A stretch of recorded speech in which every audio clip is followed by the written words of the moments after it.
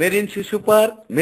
Park এখন আটি বাজারে। এখানে রয়েছে নাগরদোলা, মেরি গো রাউন্ড, চুকচুক train, flower cup, helicopter ride, 6 ঘোড়া মেরি গো রাউন্ড, ছোটদের জন্য ট্রেন, লাফালাফির জন্য